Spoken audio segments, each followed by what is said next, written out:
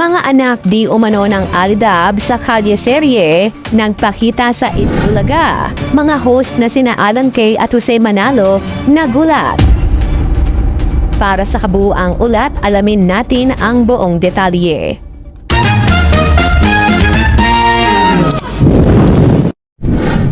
Muling niyanig ng nostalgia ang mundo ng showbiz matapos magpakita sa programa ng mga batang gumanap bilang kambal ni na Alden Richards at Maine Mendoza o mas kilalang Aldab sa sikat na kalye-serye noon.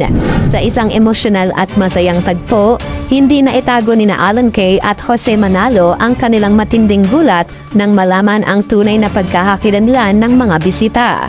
Ang dating mga cute na sanggol na pinagkagulahan sa telebisyon ay ganap na ngang lumaki at tila ngang ibang tao na sa paningin ng marami.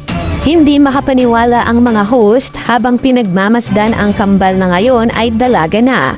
Ayon sa naging reaksyon ni na Jose at Alan Kay, halos hindi na nila makilala ang dalawa dahil sa laki ng ipinagbago na kanilang itsura mula nang huli silang makita sa harap ng kamera maraming taon na ang nakalilipas.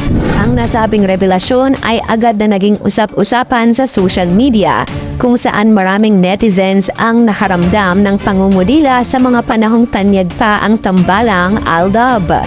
Naging mabilis ang pagkalat ng mga larawan at video ng naturang glow-up sa iba't ibang platforms gaya ng YouTube at Facebook. Maraming fans ang namangha sa bilis ng takbo ng panahon, mula sa pagiging maliliit na bata sa kalye-serye hanggang sa maging ganap na silang mga young adults ngayon. Ang mga komento ay napuno ng pagbati at pagkamangha sa naging transformasyon ng kambal na naging bahagi ng kasaysayan ng Philippine television. Sa huli, ang muling pagkikitang ito ay nagsilbing isang magandang pagbabalik tanaw para sa mga taga-subaybay ng Itbulaga at ng Aldab Nation. Pinatunayan lamang ito na kahit lumipas man ang panahon at magbago ang itsura ng mga bida, ang mga alaala at saya at kilig na idinulot ng kalye-serye ay nanatiling buhay sa puso ng maraming Pilipino.